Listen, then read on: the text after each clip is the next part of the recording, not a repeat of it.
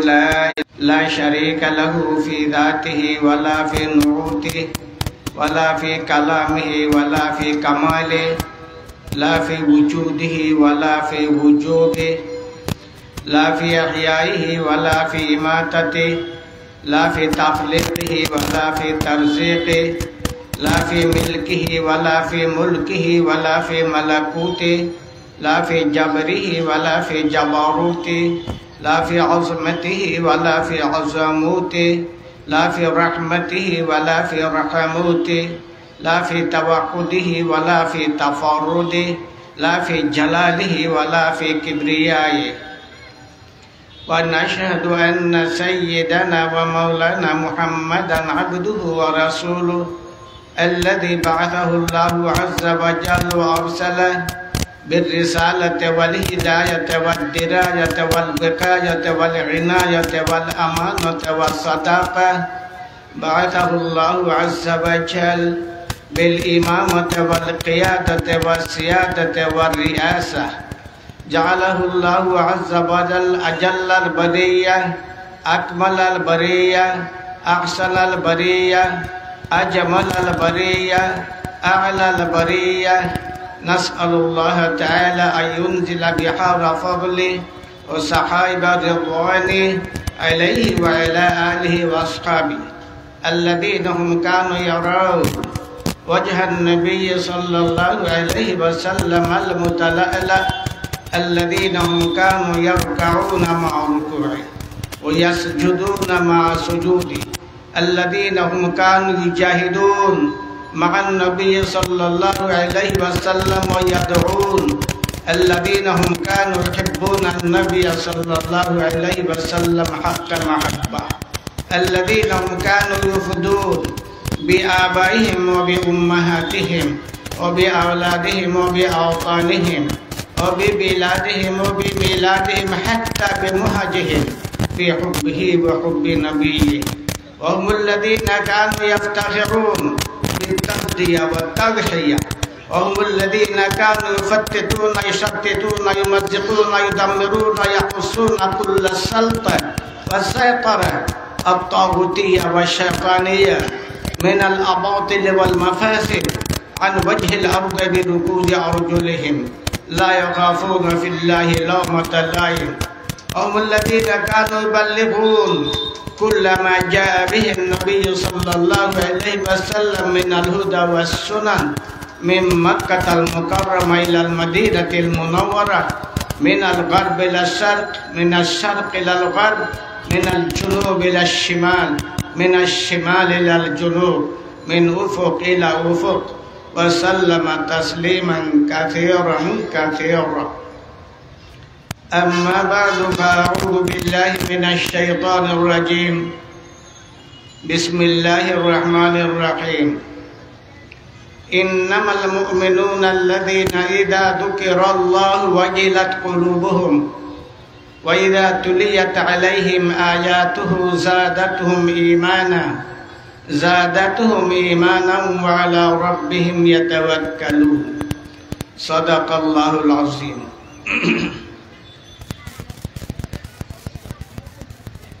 ওয়াইজিন পরিষদ সিলেটের উদ্যোগে আয়োজিত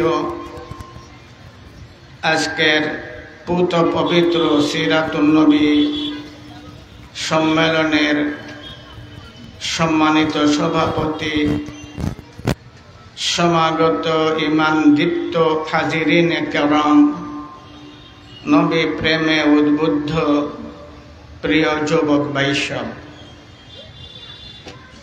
ক্লান্ত শ্রান্ত অসুস্থ অবস্থায় আপনাদের খিদমতে হাজির হয়েছি আকস্মিকভাবে আল্লাহ তাআলার পবিত্র কালাম থেকে একটি আয়াত তিলাওয়াত করেছি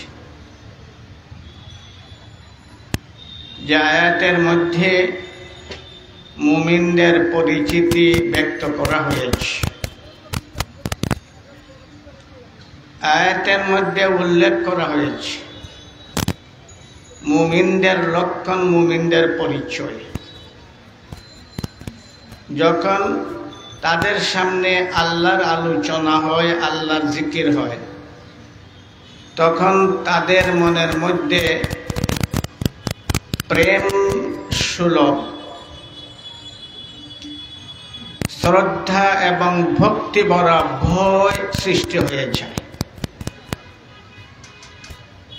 এই হচ্ছে মুমিনদের একটা লক্ষণ বা মুমিনদের একটা পরিচয়।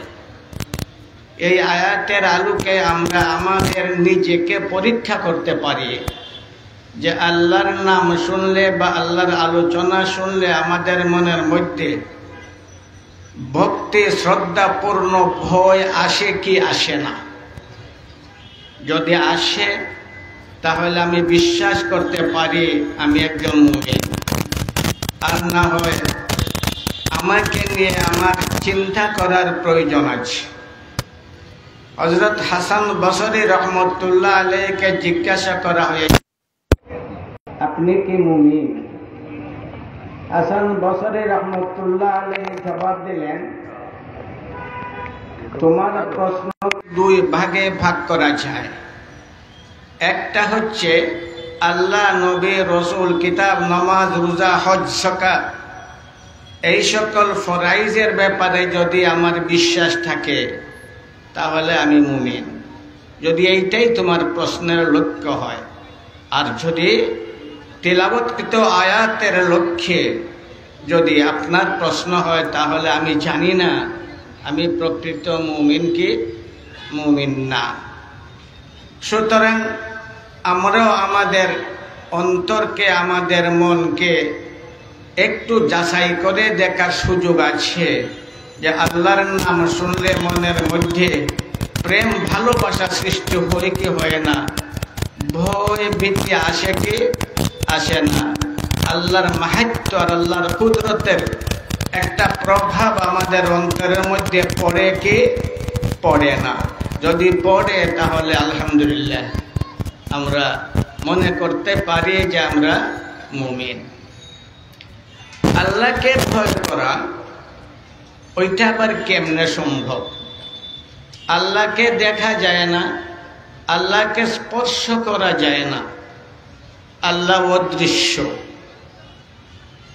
তীক্ষ্ণ সত্তার অধিকারী। সুতরাং আল্লাহকে ভয় করব কেমনে আমরা? হিংস্র জীব জন্তুকে দেখলে ভয় আসে, সর্প দেখলে ভয় আসে, সাপ দেখলে এমনিতেই ভয় আসে না আসে না? একটা সাপ যদি এইখান দিয়ে দৌড়িয়ে যায়, ওই সাপ যদি আমাদের দিকে নাও আসে, পার্শ্ব দিয়ে চলে যায়, এরপরেও আমরা বসে থাকবো না। ওই সাপের ভয়ে আমরা দৌড়বো না দৌড়বো না? বলুন না। আপনারা হয়তো দৌড়তে না পারেন, আমি সবার আগে দৌড় দিব। কারণ সর্প দেখলেই ভয় আসে, বাঘ দেখলেই ভয় আসে, হিংস্র যে কোনো জন্তুকে দেখলেই কি আসে? একটা ভয় আসে। আল্লাহকে তো দেখা যায় না, তাহলে আল্লাহকে ভয় করব কেমন করে? আল্লাহকে দেখা না গেলেও আল্লাহকে ভয় করা যায়।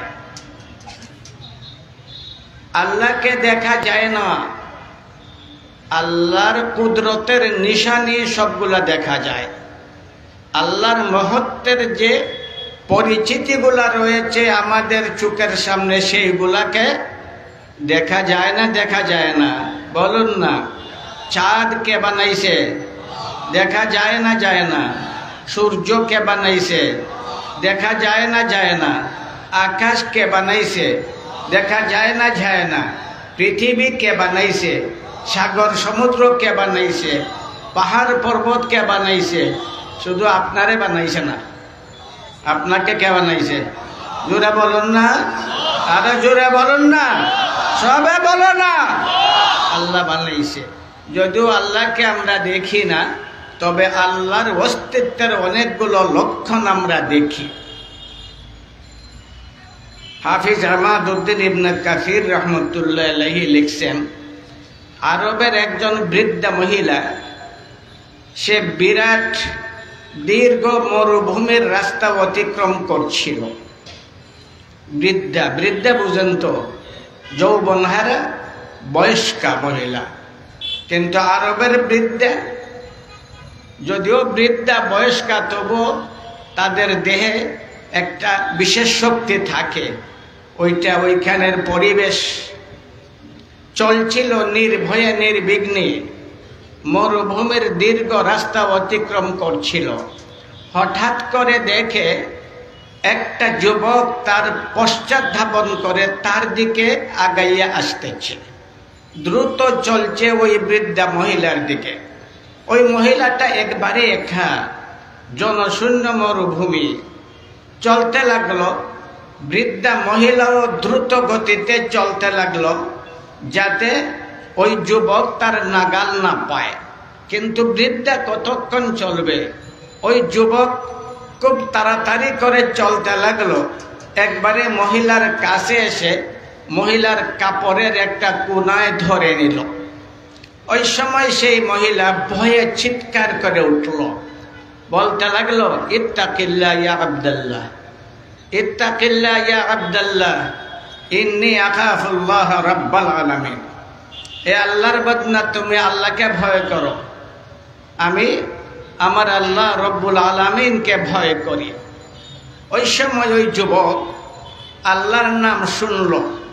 ওই বৃদ্ধা মহিলাকে বলতে লাগলো, জিজ্ঞেস করতে লাগলো, এ বৃদ্ধা, তুমি যে নামটি নিলে এবং যার ব্যাপারে তুমি রব্বুল আলামিন হওয়ার ঘোষণা দিলে, তুমি আল্লাহ বললে, ওই আল্লাহকে তুমি কি কোনোদিন দেখেছ?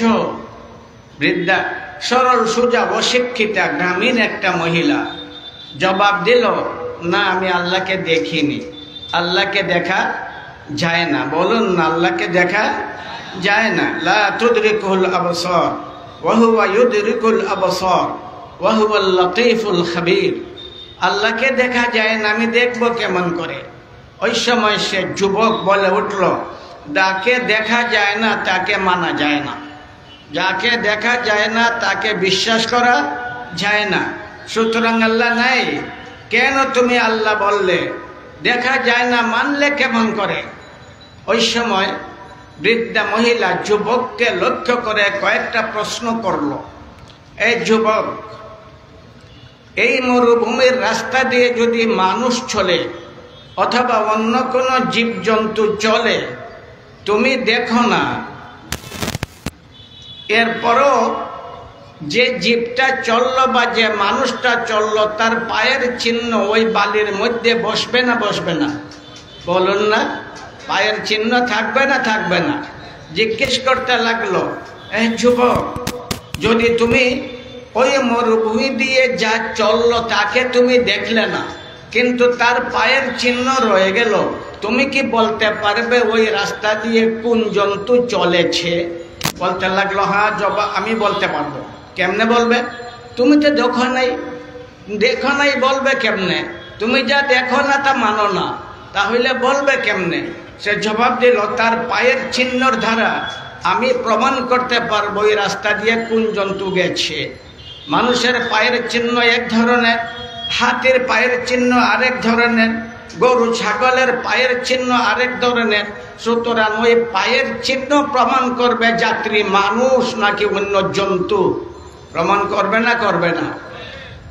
বলতে লাগলো, যদি আমি তোমার এই যুক্তি গ্রহণ না করি, আমি মানি না, তাহলে তুমি আমাকে কি বলবে? সে বলল, তোমাকে বলবো আমি তুমি একবারে অজ্ঞ, একবারে জাহিল। ওই মহিলা আবার প্রশ্ন করে বসলো। অশিক্ষিতা মহিলা, কিন্তু আরবের বয়স্কা বৃদ্ধা মহিলা আবার প্রশ্ন করে বসলো, এই যুবক, যদি পায়ের চিহ্ন না দেখা যায়, মরুভূমির মধ্যে পায়ের চিহ্ন বেশিক্ষণ থাকে না, একটু বাতাস চললে ওই চিহ্ন মিশে যায়, মিলে যায়, তখন তুমি কি করে বুঝবে কোন জন্তু অথবা মানুষ কি ওই রাস্তা দিয়ে গিয়েছে? তখন সে বলল, তখন আমি সন্ধান করব তার মলমূত্র এখানে আছে কি নেই। গরু ছাগলের মলমূত্র এক ধরনের, মানুষের আরেক ধরনের, হাতির এক ধরনের, ঘোড়ার এক ধরনের। এই ধরনের জীবজন্তুর মলমূত্রের মাঝে বেশ কম আছে না নাই? বলুন না, বেশ কম আছে। সেই যুবক বলতে লাগলো, আমি তার মল দ্বারা প্রমাণ করে দিব ওই রাস্তা দিয়ে কোন জন্তু গেছে। যদি গরু ছাগল হয় তার মলমূত্রের দ্বারা তার প্রমাণ প্রতিষ্ঠিত হবে। যদি হাতি ঘোড়া হয় তাহলে তার প্রমাণ পাওয়া যাবে। সুতরাং তার মলমূত্রের দ্বারা আমি প্রমাণ করতে পারবো যে ওই রাস্তা দিয়ে ওই জন্তু গেছে। আবার মহিলা জিজ্ঞেস করলো, যদি তোমার কথা আমি না মানি তাহলে তুমি কি মনে করবে? জবাব দিল, তুমি একটা অজ্ঞ, তুমি একটা বোকা, আমি তাই মনে করব। ওই সময় বৃদ্ধা মহিলা বলে উঠল, এ যুবক, আল বারু ইয়াদুল্লু আলাল বাগী ওয়া আথারুল আকদাম তাদুল্লু আলাল মাসির ওয়াল আরদু যাতু ফিজাজ ওয়াল বিহারু যাতু আমওয়াজ ওয়াস সামাউ যাতুল আবরাজ কাইফা লা তাদুল্লু আলাল লতীফিল খাবীর।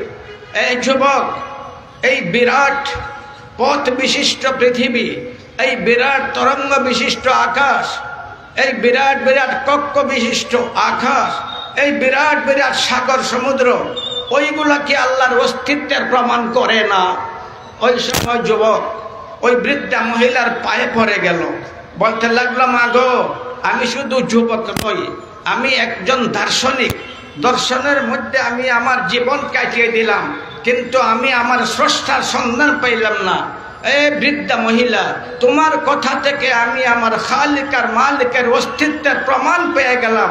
আমি তোমার কলিমা পড়ে মুসলমান হয়ে গেলাম। আল্লাহ আছেন না নাই? জোরে বলো না, জোরে বলো না, আরো জোরে বলো না। আল্লাহ আছেন, আমরা জানি, আমাদের বিশ্বাস আল্লাহ আছেন। এই পৃথিবী তার অস্তিত্বের প্রমাণ, আকাশ চাঁদ সূর্য তার অস্তিত্বের প্রমাণ, এই সকল সৃষ্টি তার অস্তিত্বের প্রমাণ। সুতরাং আল্লাহ আছেন। একদল মানুষ আছে বিজ্ঞানী, তারা তাদেরকে বিজ্ঞানী বলে দাবি করে, দুনিয়াও তাদেরকে বিজ্ঞানী বলে মেনে নেয়, স্বীকার করে। তারা এই মহাশূন্যে ভ্রমণ করে, কিন্তু আল্লাহকে বিশ্বাস করে না। কারি তয়্যিব রহমতুল্লাহ আলাইহির এক লেখার মধ্যে দেখছি, মিস্টার স্ট্যালিন যখন মৃত্যু মুখে ছটফট করতেছিলেন, মুমূর্ষু অবস্থায় 10 জন 12 জন তাকে ধরে সাবধান করতে পারছিল না, এমন ভীষণভাবে ছটফট করতেছিল। একটা জবাইকৃত মুরগ যেমন ভাবে ছটফট করে, তেমন ভাবে মিস্টার স্ট্যালিন ছটফট করতেছিলেন। তার কমরেডরা, তার ভক্তরা তাকে ঘিরেও করে রেখেছিল। হঠাৎ করে সে বলে উঠল, আল্লাহ। যখনই সে আল্লাহ বলল, তখনই তার মধ্যে সান্ত্বনা এসে গেল, তার শরীরটা একবারে শান্ত হয়ে গেল। তার ভক্তমণ্ডলী যারা ছিল তারা খুবই ফাটতে শুরু করলো, জিজ্ঞেস করতে লাগলো, মাননীয় উস্তাদ, আপনি আমাদিগকে শিক্ষা দিয়েছেন আল্লাহ নাই, নাস্তিক্যবাদের শিক্ষা আপনার থেকে আমরা গ্রহণ করেছি। রক্তের সাগর সাঁতরিয়ে দুনিয়ার প্রান্ত থেকে অপর প্রান্তে আপনার সেই দাওয়াতকে আমরা পৌঁছে দিয়েছি। আজ মৃত্যুর পূর্ব মুহূর্তে আপনি আল্লাহ ভক্ত হয়ে গেলেন। ওই সময় দুর্ভাগা স্ট্যালিন জবাব দিল, না, আমি আল্লাহ ভক্ত হই নাই। তবে শুনো, আমি মনে করি আকাশ ভেঙ্গে আমার বুকের উপর পড়ে গেছে। আমার কোমরে আমার ডাক্তার, আমার বিজ্ঞানী, আমার শিষ্য কেউ আমাকে সান্ত্বনা দিতে পারছে না, আমার বিশ্বাস নাই। এরপরও যখন আমি আল্লাহ বলি, তখন আমার মনের মধ্যে সান্ত্বনা এসে যায়। বেঈমানও আল্লাহ বললে যে শান্তি এসে যায়, সেইটা স্বীকার করে। আল্লাহ বললে শান্তি আসে না, আসে না। আল্লাহ বলছেন, আলা বিযিকরিল্লাহি তাতমাইন্নুল কুলুব, আল্লাহর জিকির করলে অন্তরের মধ্যে সান্ত্বনা আসে না, আসে না, আসে। যদি মুমিন হন তাহলে সান্ত্বনা আসবে, আর যদি সান্ত্বনা আসে না তাহলে চিন্তার ব্যাপার আছে। কেন সান্ত্বনা আসবে না? আল্লাহর কথা সত্য না, সত্য না? বলে না, সত্য। সুতরাং আমরা আমাদের মনকে নিয়ে চিন্তা করব যে আমাদের অন্তরের মধ্যে আল্লাহর প্রতি বিশ্বাস কতটুকু দৃঢ় আছে, সেইটা পরীক্ষা করার সুযোগ আছে। আল্লাহর নামটাই এমন, যার মধ্যে পাওয়ার আছে, মজা আছে, স্বাদ আছে। আছে না নাই? বলো না, আছে না নাই? আছে। আমাদের বুজুর্গদের মধ্যে যদি আমরা দেখি, তাহলে দেখি আমাদের রশিদ আহমদ গঙ্গুই রহমতুল্লাহ আলাইহি যখন আমাদের বুজুর্গ হাজী ইমদাদুল্লাহ মুহাজিরে মক্কি রহমতুল্লাহ আলাইহির কাছে গেলেন, বয়াত হওয়ার জন্য আবেদন জানাইলেন। রাজি হয়ে গেলেন। হাজী ইমদাদুল্লাহ মুহাজিরে মক্কি রহমতুল্লাহ আলাইহি রাজি হয়ে গেলেন। রাজি হওয়ার পরে গঙ্গুই রহমতুল্লাহ আলাইহি বলতে লাগলেন, আমার একটা শর্ত আছে, আমার শর্ত যদি আপনি মেনে নেন তাহলে আপনার কাছে আমি মুরিদ হব, আর যদি শর্ত মানেন না তাহলে আমি মুরিদ হব না। অদ্ভুত ব্যাপার, সাগরে সে মুরিদ হবে, আবার শর্ত আরোপ করে শায়েখের উপর, তার মুর্শিদের উপর। আমি যখন ওই তারিখ বা ইতিহাসটা পড়লাম, আমি প্রশ্নের মুখে পড়ে গেলাম। অদ্ভুত ব্যাপার, সাগরেদের সামনে শর্ত আরোপ করবে উস্তাদ, কিন্তু উস্তাদের সামনে ছাত্র শর্ত আরোপ করে, যদি আমার শর্ত মানেন তাহলে আমি আপনার কাছ থেকে দীক্ষা নিব, আর না হলে দীক্ষা নিব না। আমি সন্ধান করতে লাগলাম, দেখলাম তারও একটা প্রমাণ আছে। হযরত আমর ইবনে আস, মিশর বিজয়ী হযরত আমর ইবনে আস রাদিয়াল্লাহু তাআলা আনহু নবী করিম সাল্লাল্লাহু আলাইহি ওয়াসাল্লামকে বললেন, উবসুত ইয়ামিনাকা ইয়া রাসূলুল্লাহ লিউবায়াক, উবসুত ইয়ামিনাকা ইয়া রাসূলুল্লাহ লিউবায়াক। ওহে আল্লাহর রাসূল, আপনার হাত বাড়ান, আমি আপনার কাছে মুরিদ হয়ে যাব। নবী করিম সাল্লাল্লাহু আলাইহি ওয়াসাল্লাম হাত বাড়াইলেন। হযরত আমর ইবনে আস তার নিজের হাত টেনে নিয়ে গেলেন। আমার নবী হতবাক, জিজ্ঞাসা করলেন, কি ব্যাপার ইয়া আমর, কি ব্যাপার? তুমি বললে হাত বাড়ানোর জন্য, আমি যখন হাত বাড়ালাম তুমি তোমার হাত টেনে নিলে, কি ব্যাপার? বলতে লাগলেন আমর ইবনে আস, উরিদু আন আশতারিতা ইয়া রাসূলুল্লাহ, আমি চাই শর্ত আরোপ করব, ওই শর্ত যদি পূরণ হয় তাহলে আপনার কাছে মুরিদ হব, আর যদি শর্ত পূরণ না হয় তাহলে মুরিদ হব না। হযরতে রাসূল করিম সাল্লাল্লাহু আলাইহি ওয়াসাল্লাম আমর ইবনে আস রাদিয়াল্লাহু তাআলা আনহুকে জিজ্ঞাসা করলেন, মাযা তাশতারিত ইয়া আমর, হে আমর তুমি কি শর্ত আরোপ করতে চাও? হযরতে আমর বললেন, আমি শর্ত আরোপ করতে চাই, আমি যদি মুরিদ হই আল্লাহ যেন আমার জীবনের সকল গুনাহ মাফ করে দেয়। আমার নবী জবাব দিলেন, আমা তারিফ ইয়া আমর, আমা তারিফ ইয়া আমর আন্নাল ইসলাম ইয়াহদিমু মা কানা ক্বাবলা।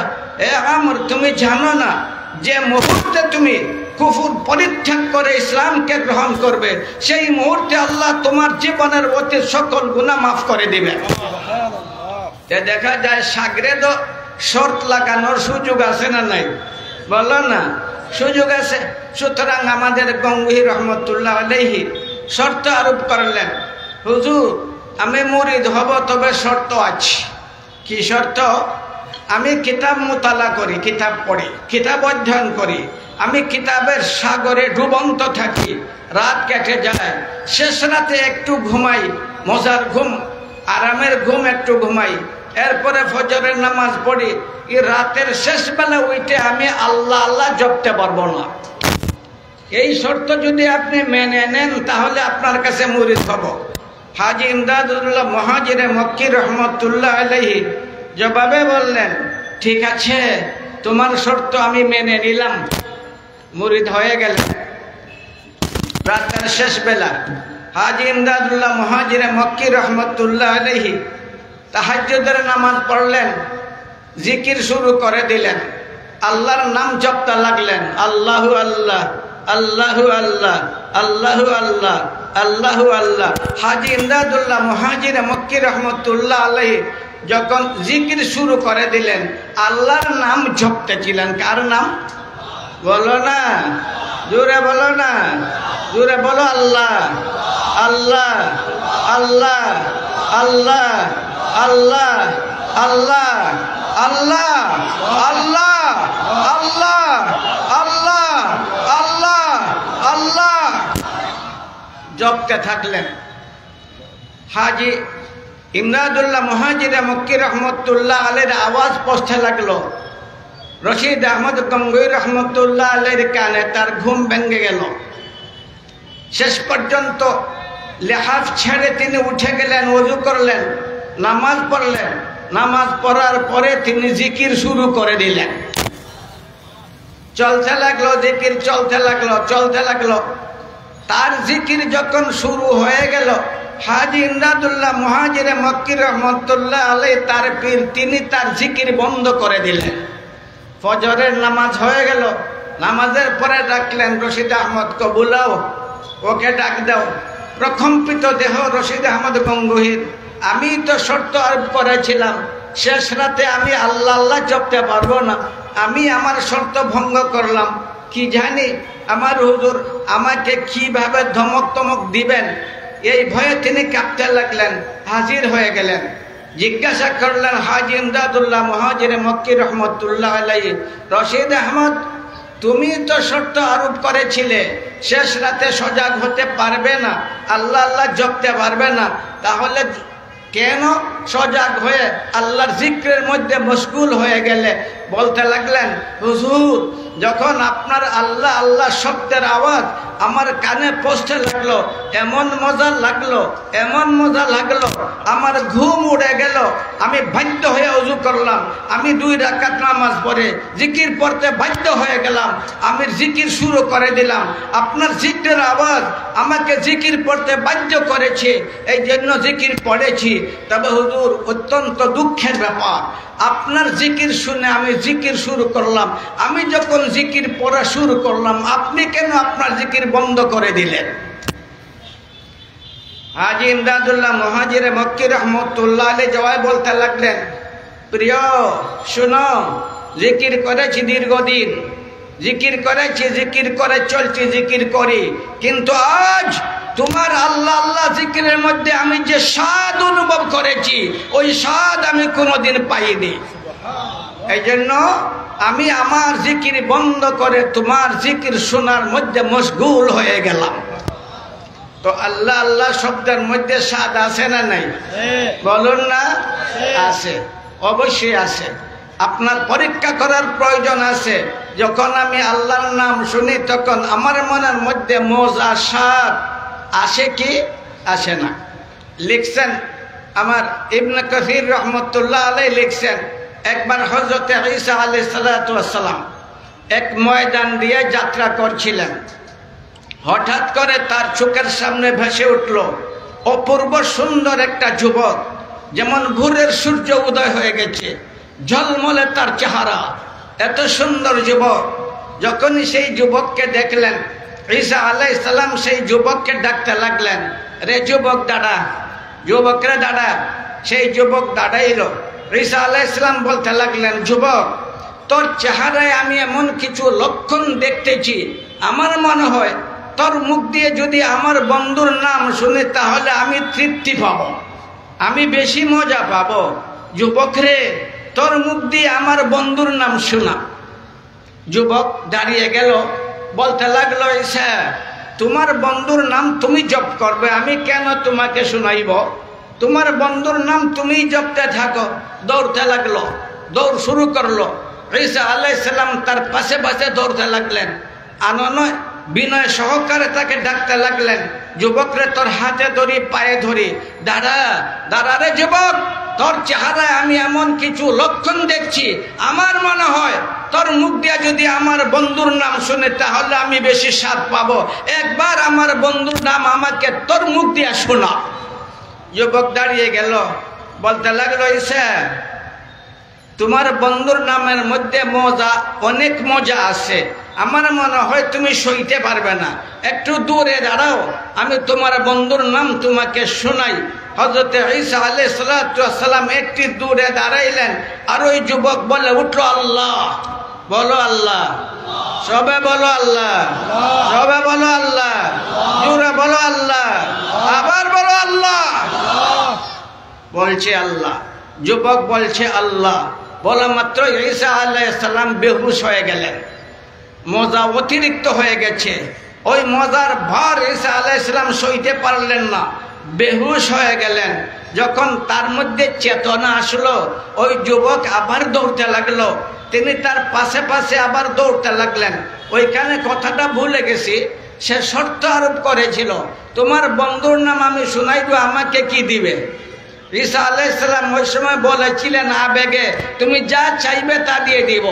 যা চাইবে তা দেওয়ার ক্ষমতা ঈসার নাই, যা চায় তা দেওয়ার ক্ষমতা একমাত্র আছে কার? জোরে বলো না।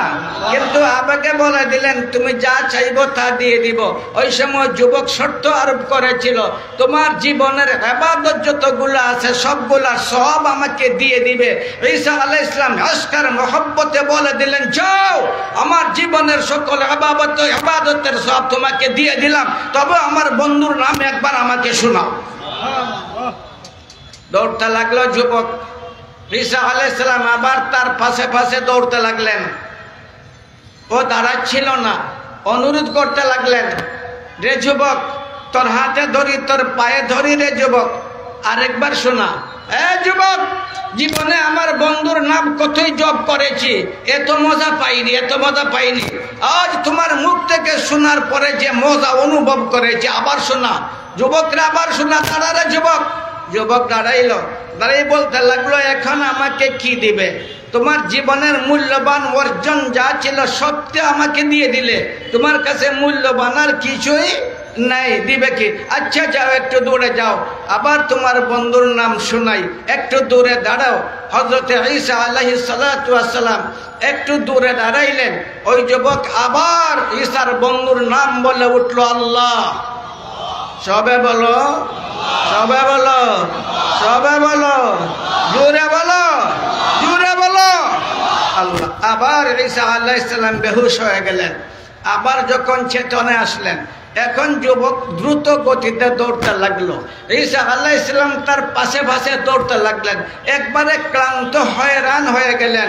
ডাকতে লাগলেন, যুবক রে, এ যুবক, তোর হাতে ধরি, পায়ে ধরি, আরেকবার শোনা, আরেকবার শোনা, আমার বন্ধুর নাম তোর মুখ দিয়ে আরেকবার শোনা। ওই সময় যুবক দাঁড়াইল, দাঁড়াই বলতে লাগলো, ঈসা, তুমি আমাকে বারবার যুবক যুবক বলে ডাকছো, আমি কোনো যুবক নই। আমি দৈনিক তোমার কাছে আসি, কিন্তু তুমি আমাকে চিনলে না, আমি জিবরিল ফেরেশতা।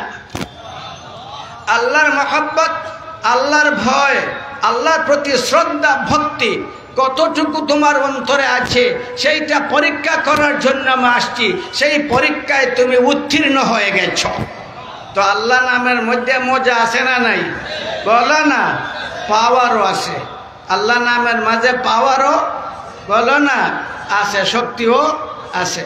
আমার প্যারা নবী মুহাম্মদুর রাসূলুল্লাহ সাল্লাল্লাহু আলাইহি ওয়াসাল্লাম যখন গজওয়ায়ে যাতুর রিকা থেকে প্রত্যাবর্তন করছিলেন, ফিরত আসতেছিলেন, রাস্তার মধ্যে শত্রুদের একটা বাহিনী, তারা প্রস্তুত নিয়েছিল অতর্কিতে আমার নবী এবং আমার নবীর বাহিনীর উপর আক্রমণ করার জন্য। আমার নবী যখন এই কঠিন যুদ্ধ থেকে ফিরছিলেন, সাহাবায়ে কেরামের পা রক্তে রক্তাক্ত ছিল, তারা ঝান্ডা ছিঁড়ে ওইগুলার দ্বারা পা বেঁধেছিলেন। এই কঠিন গজওয়া, বাতাস ছিল গরম, বালি ছিল গরম, সূর্য ছিল গরম, তারা ছিলেন আহত, তারা ছিলেন রক্তে রঞ্জিত। এমত অবস্থায় ওই ময়দানে যখন তারা আসলেন, সবাই ক্লান্ত হয়ে গেলেন। নবীজি তাদিগকে কাঁটাওয়ালা গাছের নিচে বিশ্রাম নেওয়ার অনুমতি দিয়ে দিলেন। সবাই যখন কিছুক্ষণের জন্য বিশ্রাম নিতে লাগলেন, ঘুমের ঘুরে একবারে মগ্ন হয়ে গেলেন, সব ঘুমিয়ে পড়লেন। আমার দয়ার নবী মুহাম্মদুর রাসূলুল্লাহ সাল্লাল্লাহু আলাইহি ওয়াসাল্লাম তিনিও পৃথক একটা গাছের নিচে বালির মধ্যে শুয়ে পড়লেন এবং তরবারিটা একটা গাছের ঢালের মধ্যে লটকাইয়ে রাখলেন। একবারে গভীর ঘুমে তিনি মগ্ন, ঘুমাইছেন। আমার নবী ঘুমাইতেন না? বলো না, ঘুমাইতেন না? ঘুমাইতেন না? আমার নবী ঘুমাইতেন না? ঘুমাইতেন না? আমার নবী ঘুমাইতেন। আমার নবী কোনো ফিরিস্তা ছিলেন না। ফিরিস্তারা ঘুমায় না, ফিরিস্তা ঘুমায়? বলো না, ফিরিস্তা ঘুমায়? ফিরিস্তার ঘুম আছে, ঘুমের প্রয়োজন আছে না? ফিরিস্তা ঘুমায় না, মানুষ ঘুমায়। আমার নবী মানুষ ছিলেন, ফেরেশতা ছিলেন না। একদল মানুষ আছে, তাদের বিশ্বাস নবী মানুষ নয়। যারা নবীকে মানুষ বলবে তারা ওয়াহাবি বেঈমান। আপনারা মনে করেন কি নবী মানুষ ছিলেন না? ছিলেন না? বলেন না। সারা দুনিয়া বিশ্বাস করে নবী মানুষ, বেঈমানরাও বিশ্বাস করে নবী মানুষ, ইহুদি খ্রিস্টানও বিশ্বাস করে নবী মানুষ, শয়তানও বিশ্বাস করে নবী মানুষ। আর একদল মুসলমান, তারা বলে নবী মানুষ নন। যারা বলবে নবী মানুষ তারা মুসলমান নয়, ইমানদার নয়। অদ্ভুত ব্যাপার। আমার নবী মানুষ ছিলেন না ছিলেন না? জোরে বলো না। নবীর প্রমাণ, নবী মানুষ ছিলেন কি ছিলেন না তার প্রমাণ তো অতীত হয়ে গেছে, বর্তমানেও তার মানুষ হওয়ার প্রমাণ বিদ্যমান আছে। আমার নবীজির কবর আছে না নাই? বলো না। ঢাকায় কোন দেশে? বলো না। নবীর কবর কোথায় আছে জানো না? কোন দেশে আছে? বলো না। মদিনা। मदीना कहो क्या मैं चलो किधर, कहो क्या मैं चलो किधर, बिरा की आग दिले भीतर, मैं बालम खूज में निकली, मुझे परदेस जाना है, मदीना है ज़मीं पर या क्या है अर्शे बरी ऊपर, वही वो श्याम बसता है, मुझे वो देश जाना है। आशिकरा पागल परा কত ধরনের কবিতা তারা আবৃত্তি করেছে আমার নবীর শানে। আমার নবীর মদিনায় আছে না নাই? জোরে বলো না। এখনো আছে না নাই? আছে, এখনো আছে সেই কবর। ফিরিস্তার কবর দেখছো? একটাও না। এক ফিরিস্তার বাংলাদেশে চিটাগাঙ্গে নাই ফিরিস্তার কবর। বলো না। ফিরিস্তার কবর, ফিরিস্তার খবর, ফিরিস্তার খবর, ফিরিস্তার খবর, ফিরিস্তার খবর। আমার নবীর খবর আছে না নাই? আছে না নাই? আছে না নাই? জমিনে না আসমানে? জমিনে না আসমানে? মাটিতে না সোনার মাঝে? বলো না। জোরে বলো না। মিনহা খলাকনাকুম মিনহা খলাকনাকুম ওয়া ফিহা নুঈদুকুম ওয়া মিনহা নুখরিজুকুম তারাতান উখরা। এ মাটির মানুষ, তোমাদিগকে মাটির দ্বারা সৃষ্টি করেছি, তোমাদিগকে নিয়ে যাব মাটির গর্ভে, আবার তোমাদের উত্থান ঘটাবো মাটির গর্ভ থেকে। সর্বপ্রথম কবর থেকে যিনি বাহির হয়ে আসবেন, আমার নবীর ঘোষণা, আনা আউয়ালু মান তানশাক্কু আনহুল আরদ, সর্বপ্রথম কবর থেকে আমি বাহির হয়ে আসব। এই কবর নবীর মানুষ হওয়ার প্রমাণ কি প্রমাণ না? জোরে বলে না। প্রমাণ। আমি সেই দিকে যাইব না, এখানে আরো অনেক কথা আছে। নবী করিম সাল্লাল্লাহু আলাইহি ওয়াসাল্লাম ঘুমাইলেন, তরবারি লটকাইয়া রাখলেন গাছের ঢালের সাথে। দুশ্মনের দলের বড় লিডার গাওরাস সে পর্যবেক্ষণে ছিল নবীর বাহিনী কোথায় আছে, কি অবস্থায় আছে। সে যখন দেখতে গেল, দেখে মুহাম্মদের বাহিনীর লোকেরা দূরে গাছের নিচে শুয়ে আছে, আর মুহাম্মদ পৃথক একটা গাছের নিচে বালির মধ্যে তরবারি গাছের ডালের সাথে লটকাইয়া নীরবে ঘুমাই আছে। সে পরিকল্পনা নিল, এই সারা আরবের মানুষ যে মুহাম্মদকে হত্যা করতে পারলো না, আমি আজ তার তরবারির দ্বারা তার অস্তিত্ব খান খান করে দেব, আমি চিরকাল ইতিহাসের শিরোনাম হয়ে থাকব। সেই লক্ষ্য নিয়ে ধীর গতিতে আমার নবীর কাছে প্রায় চলে আসলো, তরবারিটা হাতে নিল, আমার নবীর গায়ে আঘাত করে দিবে। ওই মুহূর্তে আমার নবীর ঘুম ভেঙে গেল। অতঃপর সে যখন দেখলো নবী সজাগ হয়ে গেছেন, সে তখনও নিশ্চিত, কনফার্ম, যদিও মুহাম্মদ সজাগ হয়ে যায় তবে আজ আমার হাত থেকে সে রক্ষা পাবে না। তার দেহরক্ষী নাই, তার হাতে তরবারি নাই, আমার আঘাত থেকে নিজেকে রক্ষা করার মতো কোনো ব্যবস্থা নাই, তার তরবারির দ্বারা তাকে টুকরো টুকরো করে দিব। সে তার বীরত্ব প্রকাশ করতে লাগলো, আমার নবীর সাথে কথা বলতে লাগলো, মাই ইয়ামনাউকা মিন্নি ইয়া মুহাম্মদ, মাই ইয়ামনাউকা মিন্নি ইয়া মুহাম্মদ, মাই ইয়ামনাউকা মিন্নি ইয়া মুহাম্মদ। হে মুহাম্মদ, আমার হাত থেকে তোমাকে কে রক্ষা করবে, আমার হাত থেকে তোমাকে কে বাঁচাবে? অর্থাৎ এই মুহূর্তে মুহাম্মদ, আমার হাত থেকে তোমাকে কেউ বাঁচাইতে পারবে না। ওই সঙ্গে আমার নবী গর্জে উঠলেন, আল্লাহ। জোরে বলো, জোরে বলো, জোরে বলো, জোরে বলো, আরো জোরে বলো, আল্লাহ। আমার নবী শুধু বললেন আল্লাহ, শুধু বললেন আল্লাহ। শাইখুল ইসলাম, হুজ্জতুল ইসলাম, হাফিজুল ইসলাম ইবনে হাজার আসকালানী রাহমাতুল্লাহ আলাইহি লিখেন, আমার নবী শুধু বললেন আল্লাহ, ফাজআলা ইয়াতাজালজাল, ফাজআলা ইয়াতাজালজাল হাত্তা সাকাতা সাইফ আন ইয়াদিহি। আমার নবী শুধু বললেন আল্লাহ, এই গৌরসের শরীরের মধ্যে এমন কম্পন শুরু হয়ে গেল, ভীষণভাবে কাঁপতে লাগলো, শেষ পর্যন্ত তার হাত থেকে তরবারি খসে পড়ল। আমার নবী তরবারি হাতে নিলেন, আমার নবী এখন তার গায়ে আঘাত করতে পারেন না?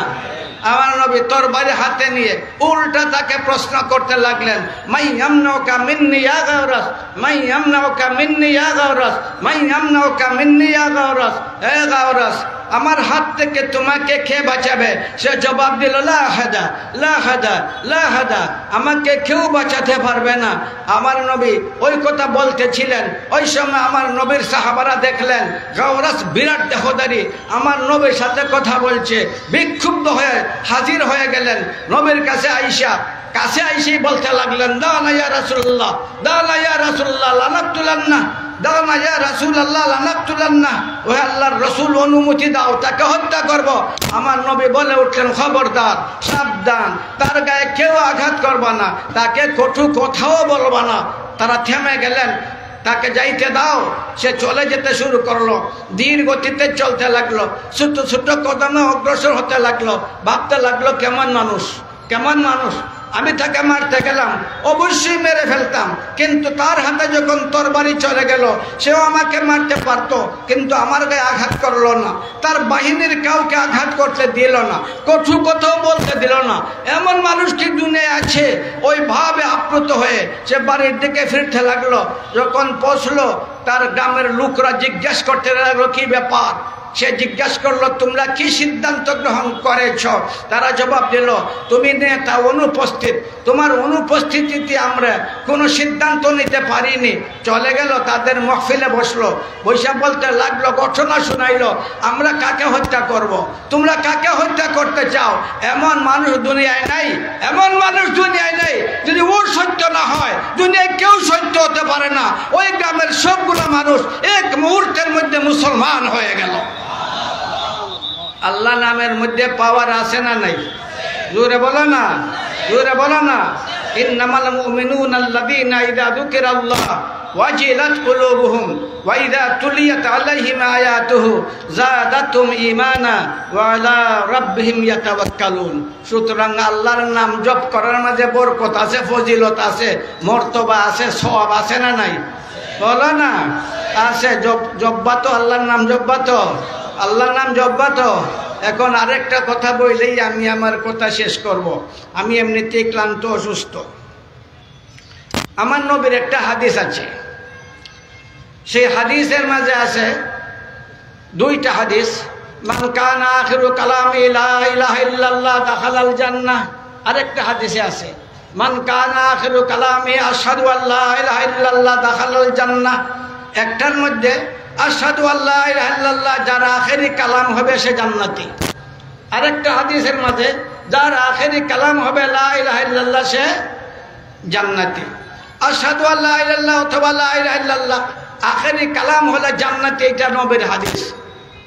কিন্তু আমার নবীর ইন্তেকালের সময় লা ইলাহা ইল্লাল্লাহ নাই, আশহাদু আল্লা ইলাহা ইল্লাল্লাহ নাই। আল্লাহুম্মা বির রফিকিল আলা, আল্লাহুম্মা বির রফিকিল আলা, আল্লাহুম্মা ফির রফিকিল আলা, আল্লাহুম্মা আর রফিকিল আলা। আছে না নাই? বল না হুজুররা, আছে। আল্লাহুম্মা বির রফিকিল আলা, আল্লাহুম্মা ফির রফিকিল আলা, আল্লাহুম্মা আর রফিকিল আলা। আমি রফিকে আলার সাথে মিলতে চাই, আমি রফিকে আলার সাথে মিলতে চাই। হযরত জিবরিল আলাইহিস সালাম আসলেন আমার নবীর অবস্থা দেখার জন্য, জানার জন্য।